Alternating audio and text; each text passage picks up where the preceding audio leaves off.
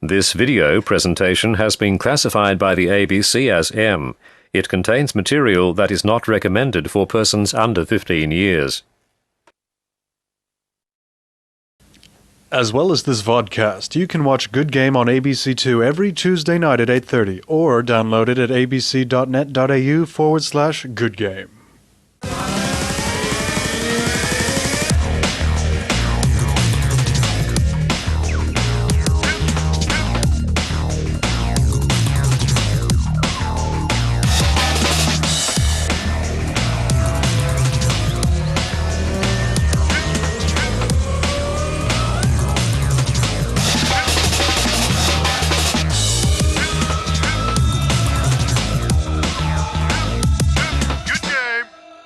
Hello and welcome to Good Game, the show for gamers, by gamers. I'm Junglist. And I'm Barjo, and this week we tackle a game of biblical proportions, the PS2's God of War 2.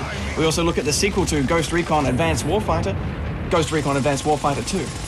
And in our first Ultimate Showdown of 2007, we pit Marcus Phoenix from Gears of War against Halo's Master Chief. All that and more on Good Game, but first, here's gamer news. The growth in-game advertising shows no sign of slowing, with internet giant Google confirming they have acquired the San Francisco-based company Adscape Media. And IGA Worldwide have announced they now have 50 titles that will carry in-game ads, and that more than 10 million players have been exposed to them. Screen Digest, a media research company, reports that massively multiplayer online role-playing games have now generated more than $1 billion. Nearly half of that being attributed to Blizzard's World of Warcraft. RuneScape is its closest competitor. The report predicts the continued growth of the MMO sector with more than 10 million subscribers by the end of the decade, with Europe being the fastest growing region. And finally, Electronic Arts have announced Boogie, a brand new game for the Wii in which players can dance and sing and star in their own music videos. The game will be developed by EA's Montreal studio. Expect a Boogie this year. And more on Wii news, Nintendo have announced that the final version of their internet channel has again been pushed back till later this month.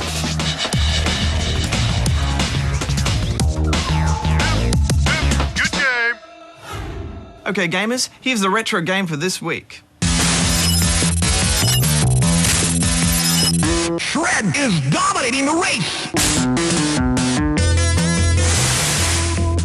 Here's a clue. It rocked! Answer at the end of the show. Good game! Now at the target zone. Prepare for insertion. Kill confirmed. Reloading.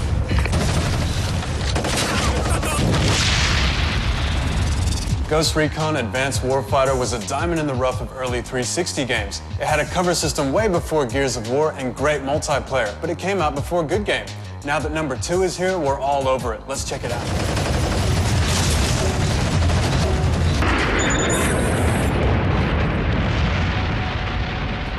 This one picks up pretty much right where the last one left off. We've got a naughty group of Mexicans trying to invade Texas. As some of you may know, I spent some of my early years in Texas, so I'm not about to let that happen. In terms of gameplay, it's still a very refined, tactical, squad-based combat game. But there are a few new things, such as if you want to revive teammates, you need to have a medic on your team now. It's gonna be a cinch to patch you up, sir! Also, you've got the ability to change your view to any of your teammates or your tactical support, such as the tanks or the mule or the radar drone up top. This can be done just by pressing this button. Most of the game is set in urban and desert areas, and the tactical map is still there, which is good. Some of the voice acting borders a bit on the cheesy side, but it's not too big a deal. Missile RPG! Hostile fire! Going invasion! It's been a year since the last one, and you can see a graphical improvement. Already it's using more hardware power on the 360. A lot of effort has been spent on big events and a lot of detail and graphical explosions. This is what happens when you take control of the plane. Force port has a target sighted. Waiting for your goal, Brown. Oh! Everything's shot. Yeah, Mitchell, damn good soldiering. Move to your extraction point. It's set in the parking lot.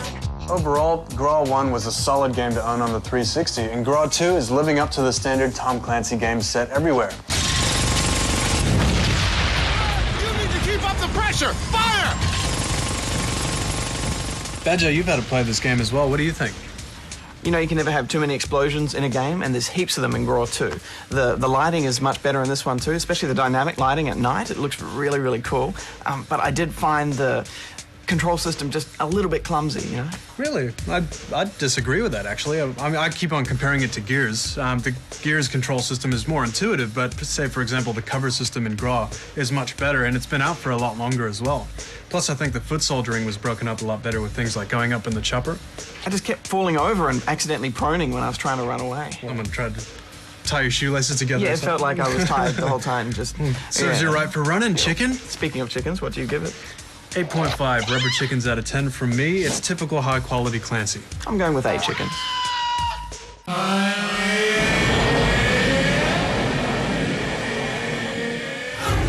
Hey guys, a common question that comes up on the forums time and time again is how to get a better frame rate out of your game. The first thing to do is to make sure that all of the drivers on your computer are up to date. This is really, really important. The next step is to turn off any special lighting effects like HDR, then turn down anything like AA or AF. If you still aren't getting the frame rate that you'd like, you can try turning down the distance draw settings if the game has them, as well as any detail settings for the textures. People with LCD screens should be using the full resolution that their screen can handle, but if you've got a CRT, you can safely turn the resolution down without sacrificing any detail. Good gaming, guys. And this week's review winner is...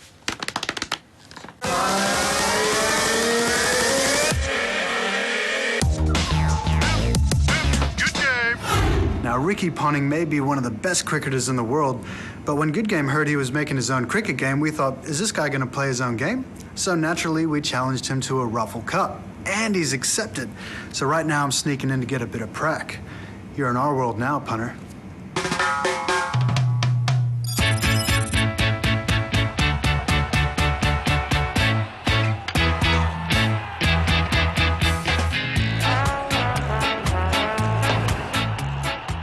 I got this. I think you're going down, punter.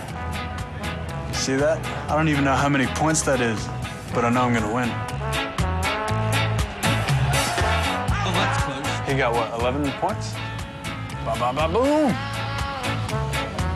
What's that, a home run? Ah, you can't fumble. Not against junglers. Here is Ricky Ponting in game. I will analyze his technique.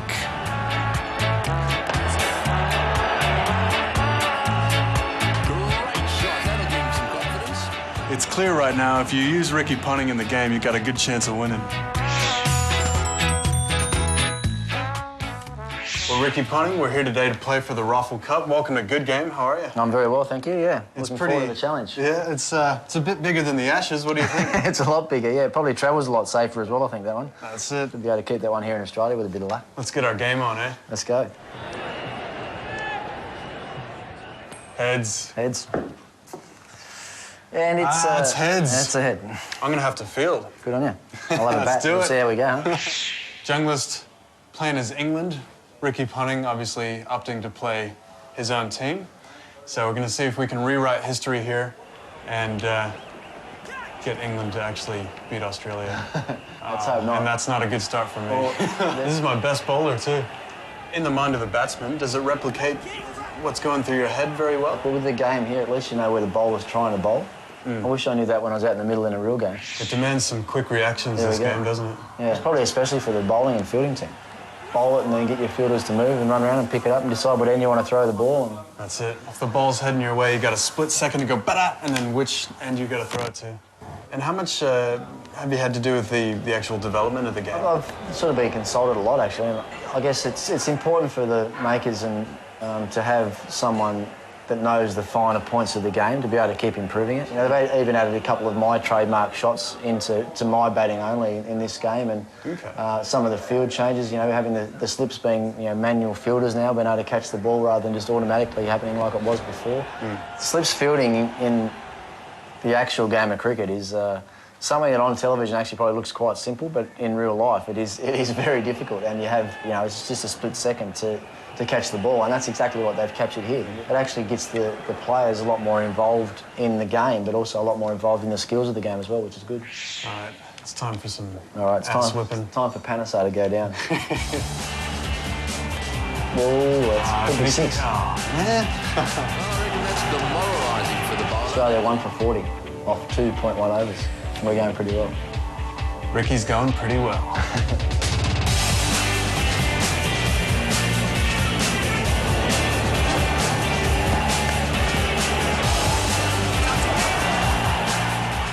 Now, I think you got a bit of an unfair advantage here, Ricky, playing yourself. I can't get on strike at the moment, though.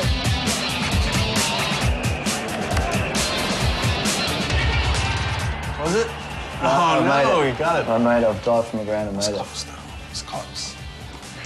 All right, Ricky, congratulations, man. You won the Raffle Cup.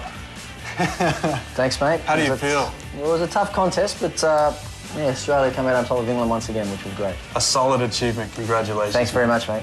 It was good fun. I'll see you later. Good on you. It's showdown time. Each week here on Good Game, we're going to be pitting two gaming elements versus each other in the ultimate showdown. And the winner will be determined by you on the Good Game forums. What's the best boss fight? What's the best location? Who would win in a fight with blank versus blank? These are the things you will decide. Let's kick it off the first week with Marcus Phoenix versus Master Chief.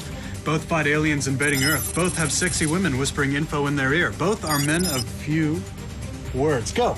Marcus, easy. Why? Chainsaw. Power sword. Grenade tagging.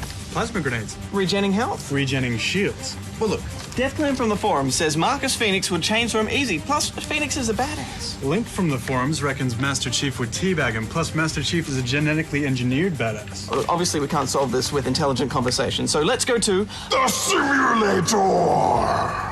one more thing, Joe. Curb stomp.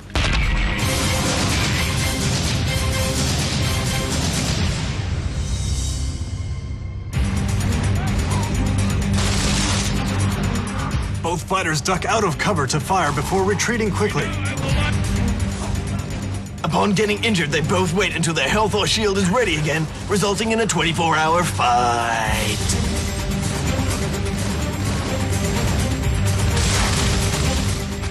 Master Chief gets bored and brings out the power sword, but realizes Microsoft has loaded Vista into his helmet and it crashes. Oh no! Marcus spots the opportunity, whips out the Hammer of Dawn, and attempts to remind the Master Chief while Gears of War overtook Halo 2 on Xbox Live. But wait, it's cloudy! Freshly formatted with Linux, Master Chief pounces with a plasma pistol and a battle rifle. Oh no, not the noob combo. Master Chief wins.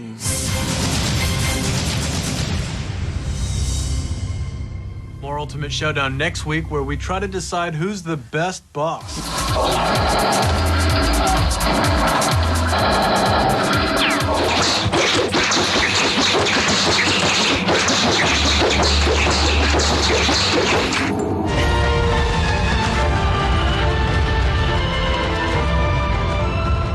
You know, it's going to be pretty tough, John. There's so many bosses and so many platforms and so many fights, but we want you to help us decide. Get on the forums and vote.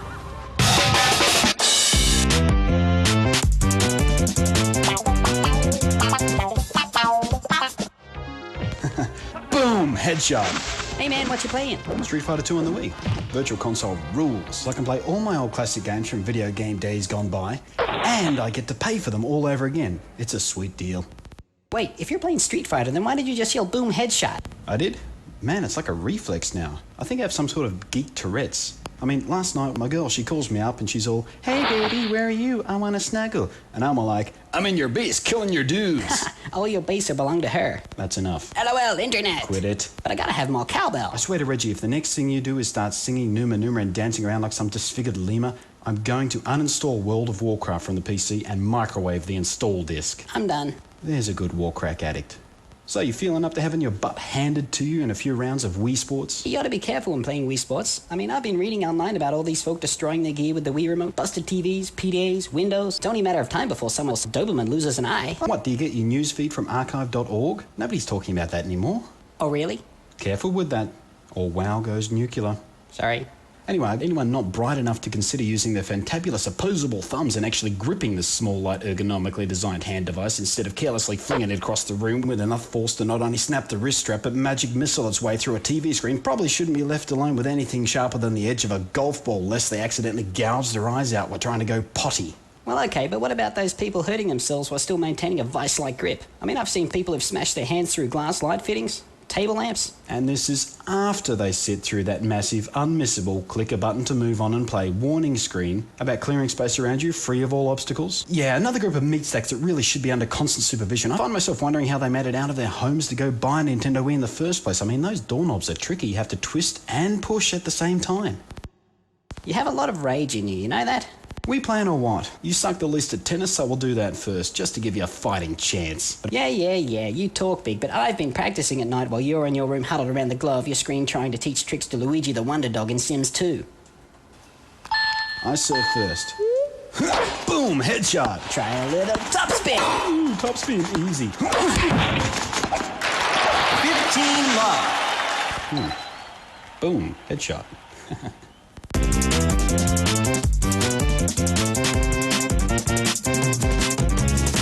La la la la, so you think you can't game. Hi, Aya here again.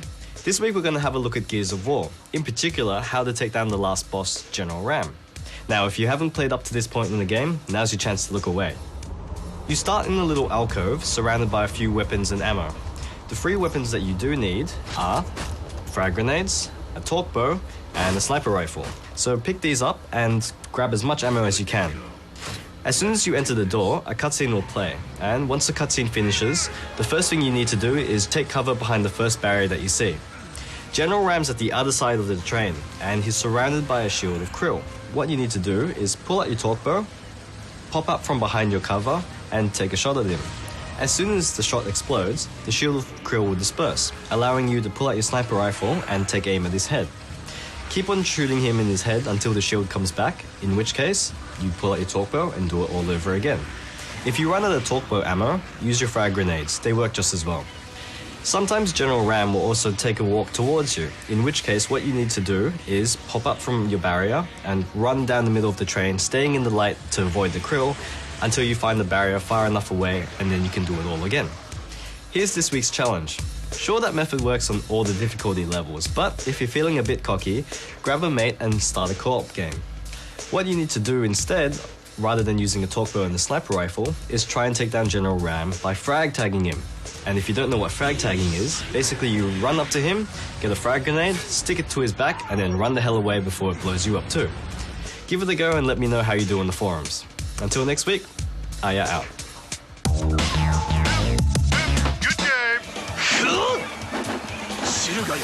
Fight 3!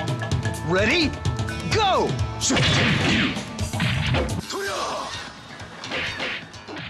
I'm here with Mike Abdow. He's an Australian Virtua Fighter champion. How you doing, Mike? Not too bad. Good to have you. Tell us, how long have you been playing Virtua Fighter for? Pretty much since the very beginning, Virtua Fighter 1. It was released in Sydney arcades just over maybe 10 years ago now, so it's quite a long time. I've had opportunities to meet Virtua Fighter players from around the world, partake in tournaments in Japan, in the US, and I've had pretty good results as well, so kind of put Australia on the map for Virtua Fighter. So we're here checking out Virtua Fighter 5. How does it stack up versus number 4? Oh, it's amazing. Just the eye candy alone, the improved graphics, the high res display, it's just brilliant. Words can't begin to describe just how great this game looks, just on the surface level. After having played it, I'm even more excited now because I truly feel that this game has a lot to offer. There are new elements to the system which are very subtle on the surface, but once you start to explore them, I think they'll really open up the game into new levels of depth.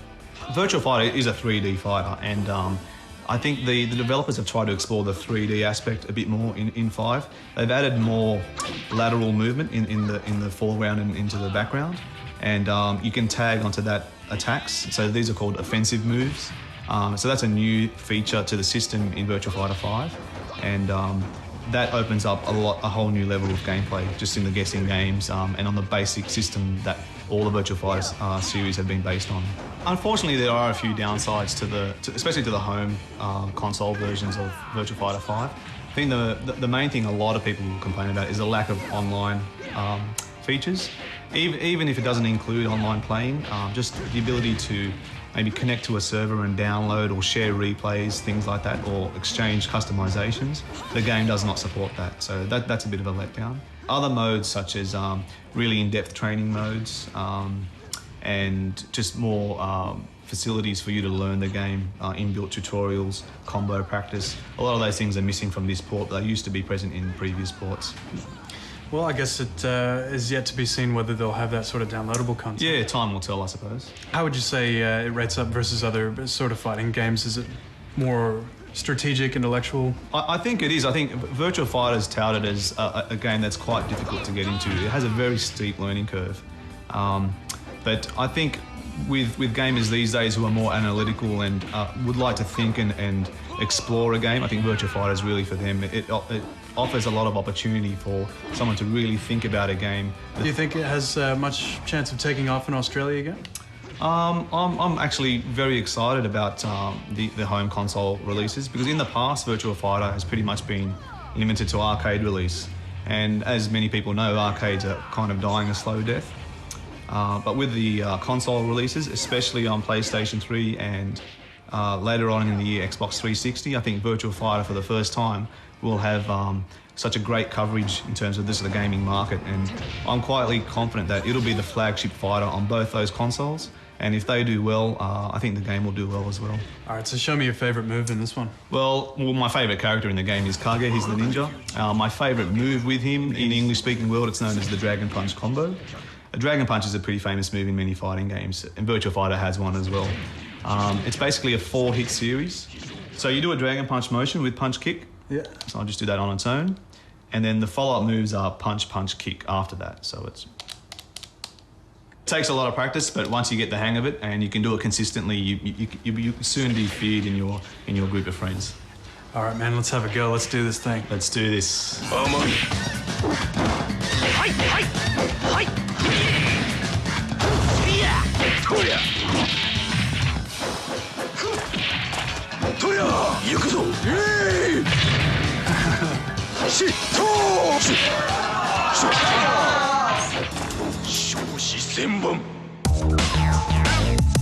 Good game.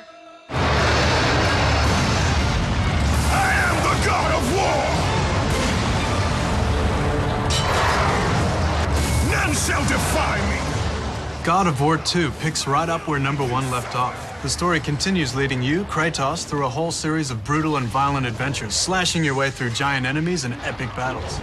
Essentially a straightforward beat-em-up, God of War 2 is a fairly linear button-mashing platformer, but it retains all the fun and the gore from the original game, and on a larger scale, but slightly more refined.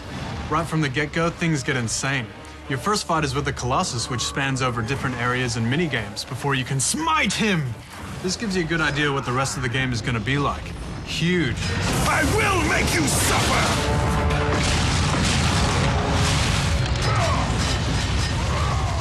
Everything you battle against, around, and on is just huge in the size of it, and it's the sheer scale of it that makes it so much fun to try and take down. Kratos starts off with the standard 2 swords on chain, and it's the most versatile and efficient weapon in the game. As you progress, you slowly begin to unlock new powers and combos. These have very little effect in the early game, but as you move into the harder difficulty settings, you'll be forced to master them. But more importantly, they look tight.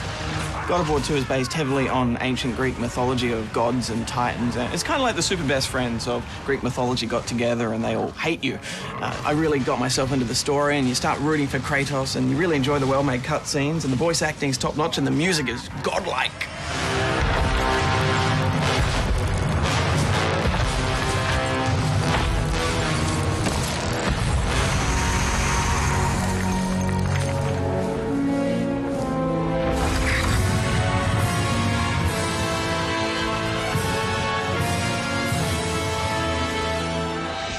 The standard gameplay is broken up by different kinds of bosses that require different mini-games and puzzles to complete, such as visually stunning mid-air flaming horse battles.